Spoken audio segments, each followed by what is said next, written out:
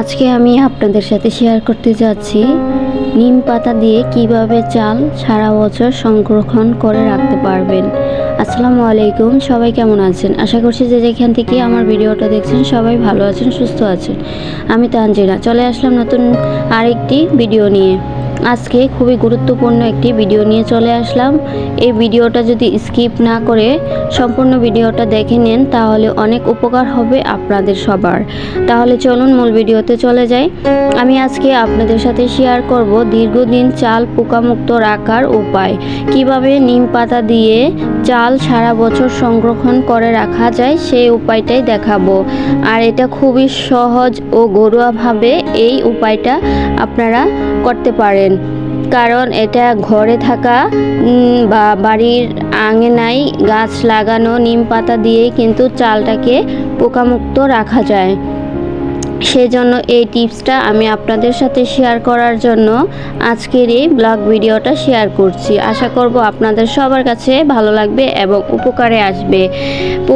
আমাদের বাসার চাল কিন্তু অনেক দিন থাকতে হয়, কারণ আমরা সবাই কিনে খাই বাসায় যারা থাকি, সেই জন্য চালে কিন্তু খুব সহজে পোকামাকড় ধরে যায়। তো এই নিম পাতা যদি দিয়ে রাখেন সারা বছর চাল ভালো থাকবে, পোকামাকড় থেকে দূরে থাকবে, পোকামাকড় হবে না।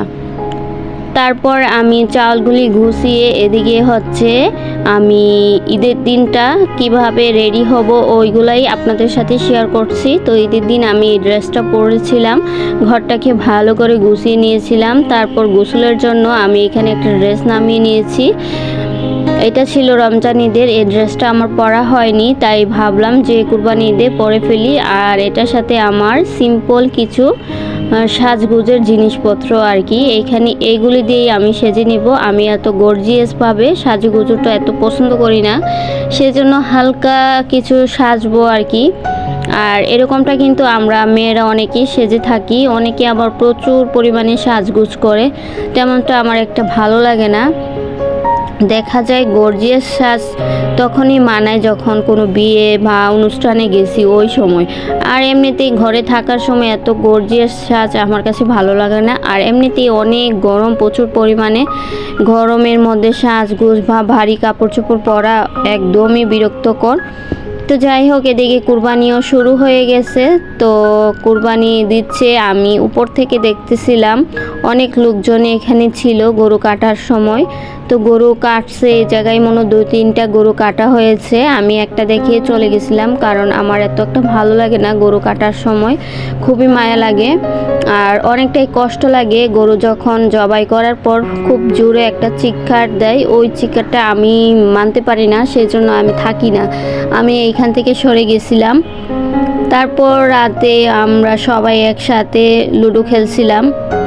এইখানে আমার 2 ভাসুরের ছেলে মেয়ে 2জন ছিল, মাহাদি আমি 4 জনে মিলে লুডো খেলছিলাম আর কি। ওরা ওই বাসা থেকে আমাদের বাসায় আসছিল, তো সবাই খেলতেছিলাম। তো ওদের বাসা থেকে লুডো কটা আনা হয়েছে, তো সবাই একসাথে মিলে খেলাধুলা করলেও কিন্তু ভালো লাগে। আর বাসা বাড়িতে দেখা যায় এমনি তো আমরা সবাই অনেক সময় ফ্রি থাকি, কাজের ফাঁকে ফাঁকে কিন্তু বাচ্চাদেরকে নিয়ে এভাবে খেললে অনেকটাই ভালো লাগে। তো আজকে কিন্তু স্কিপ করে ছোট ছোট ক্লিপ নিয়ে অনেকগুলো ভিডিও আমি অ্যাড করেছি একসাথে। আর দেখা যায় ঈদের মধ্যে কিন্তু সব আবু ভাইয়ারাই অনেক ব্যস্ত থাকে, সেই জন্য হয়তো ব্লগগুলো দেখা হয় না। তো আজকের ভিডিওটা কেমন হয়েছে অবশ্যই সবাই কমেন্ট করে জানাবেন, লাইক কমেন্ট সাবস্ক্রাইব করবেন।